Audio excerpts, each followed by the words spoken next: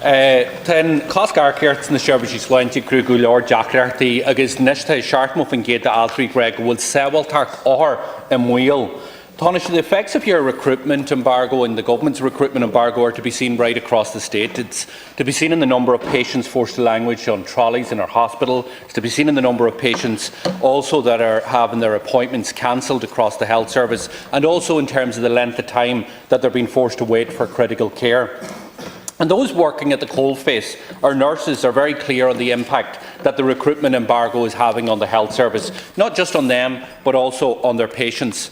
Yesterday, the Nurses and Midwives Trade Union, the INMO, published the results of its member survey. It tells us that 70% of nurses and midwives said that they were concerned that patient safety was now at risk as a result of staffing shortfalls. And now this is shocking. Absolutely shocking from those working in our hospitals that this is their view. But it's also an inevitable consequences of your government's recruitment embargo. According to this survey, 63% of nurses and midwives have considered leaving their job in the past month, and 1 in 5 nurses have presented to their GP because of work-related stress. Taoiseach, this is simply unsustainable. Yesterday, the outgoing president of the INMO, Karen McGowan, warned, and she said, "The government has failed to make progress on hospital overcrowding, and conditions for staff and patients in many places has gotten far worse than we could have imagined." Now, these are health professionals, Taoiseach, who want to do their very best for their patients and for our people, but your government in many cases is making it impossible for them to do that. It is causing many of them to leave Ireland and seek work abroad, denying this country their skills and their service, and we need them here. Sarah contacted us recently. She's a recently graduated care professional who said it's horrible to have to sit in interviews only then to be told at a later stage, sorry, there is no job because of the embargo. Dylan contacted us. He was speaking about the embargo, Taoiseach. He said that he would love to come back home to Ireland and work as a nurse, but it's impossible to get a job because of your embargo. Lorraine got in touch with us, and what she had to say was this. She says, "I am desperate to move home, but this embargo has left me stuck abroad. Please get me home." Now, the recruitment embargo, Taoiseach, that you've imposed is making matters go from bad to worse. It is impacting every area of our health service. We were contacted by a young pharmacist from Waterford. She applied for a job last year and she was so enthusiastic about this job. But she's now been told that her interview will not be progressed because of your recruitment embargo. In her own words, she said that she's been left in limbo. We're contacted by another speech and language therapist who was offered a dream job last year, and everyone in this House knows that if we need one thing, it's more speech and language therapists. Offered a dream job last year. She's working through an agency while waiting for the contract to come through for the HSE, but now she's told that the job that was offered to her has been withdrawn as a result of the recruitment embargo. Taoiseach, under your recruitment embargo, job offers in our health services were instructed to be withdrawn. That is the fact.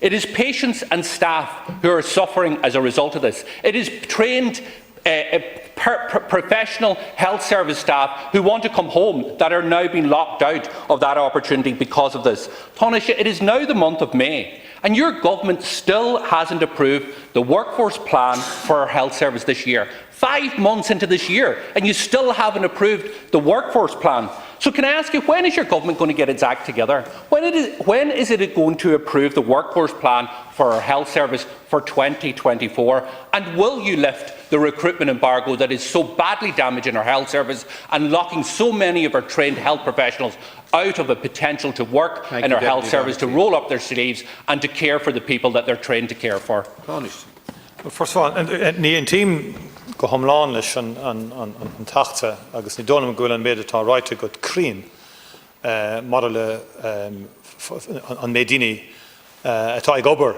sna seirbhísí sláinte go háire an méid ballantraí atá ag dul an arda. I mean, sé fine sin scéal go bhfuil a bhad níos mó daoine ag obair níos sna seirbhísí ná mar a bhí an orig agus an bhí an ribh sin. Could I say, Deputy, that in the first instance, and I'll deal with the so-called embargo that has been touted about the place, because we have now 9,614 more nurses and midwives working in our health service than we did in December 2019. A 2023 OECD report shows that Ireland has the second highest number of practising nurses per 1,000 population amongst the reported European Union countries, second only to Finland. And over the last 3 years, we've increased the undergraduate education places for nurses and midwives by nearly 600 places. And for 23-24 year, there are over 200 additional places in higher education institutions in the Republic. And moreover, in 2023, a once-off arrangement of circa 130 students for study in Northern Ireland, and we're committed to doubling nursing and midwifery undergraduate education places over the next 5 to 8 years. Now, the hiring of graduate nurses, qualified nurses, midwives committed to and coming through the international recruitment pipeline, ED, ICU, maternity and community nurses are all exempt from the recruitment pause, and recruitment of nurses has continued.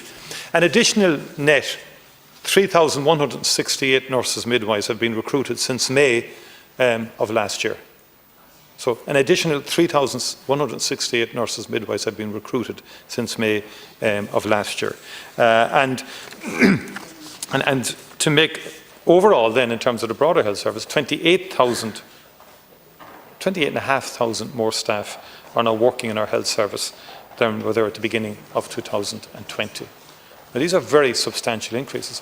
And just want to make a further point, Deputy, in your finance spokesperson, the level of expenditure in health continues to grow apace.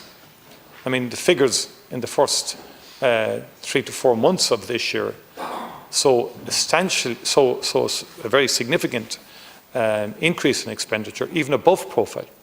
And it is significantly above profile, which means spending is continuing within the health services, mainly in terms of the acute and trauma services. And so that's the reality. There's a very substantial increase in health spending in the first 3 to 4 months of this year. Substantial in its own right because of the budget, but even ahead of what was profiled in the budget, we're looking at very substantial increases in health expenditure.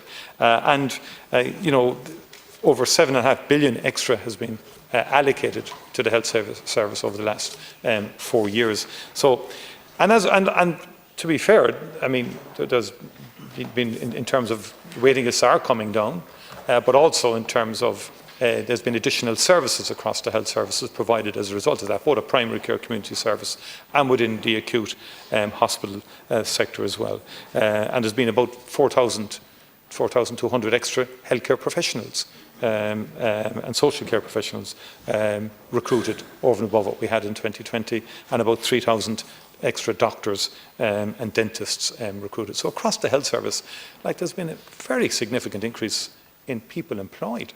And I do think we need to focus on deployment, and we need to focus on outcomes, and we need to focus on whether that correlates with outcomes in certain areas. Thank you, Taoiseach. So, Taoiseach, is 70% of our nurses and midwives that work in our hospitals wrong when they say that they're concerned about patient safety because of the levels of staffing? Is the outgoing president of the IMO wrong when she says that things are far worse now for patients and staff in the hospitals?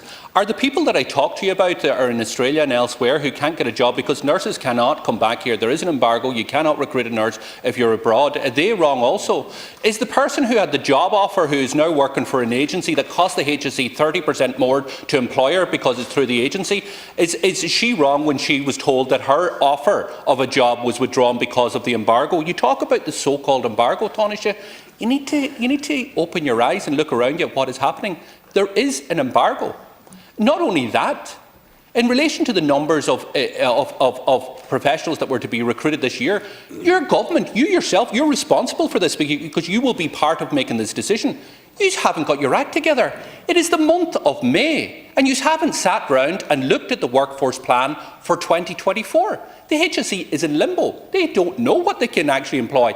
Robert Watt was before the committee and he says it's over to the political level. There is a dispute there. So can I ask you, when will you actually sign off on the workforce plan, and will you lift the recruitment embargo so that we can allow our nurses and our professionals to come home from Australia and elsewhere and work in our health service? I made a point already. The hiring of graduate nurses, qualified nurses, midwives, committed to coming through the international recruitment pipeline, emergency department, ICU, maternity and community nurses, are all exempt from the recruitment pause, and recruitment of nurses has continued. That is the issue. And the other point is, which we didn't seem to pick up, expenditure within the HSE, and the Department of Health has confirmed this, in the first quarter of this year is way ahead of profile. So spending hasn't stopped in the HSE. Spending hasn't stopped in the health service. And what I would say to you as a finance spokesman and others, because there needs to be an evaluation of all of this too. Because well over 7 billion extra has been invested in the health service since 2020. So the idea that people can say it's worse than, I don't accept that at all, because our mortality and our survival rates are have improved significantly over the last decade. There is, without question, room for improvement. Significant improvement in certain areas, certain locations, and there does need to be very rigorous examination of certain sites as to how people are deployed and outcomes and optimal outcomes and so on, and quality and the quality of what's provided. Thank you. We go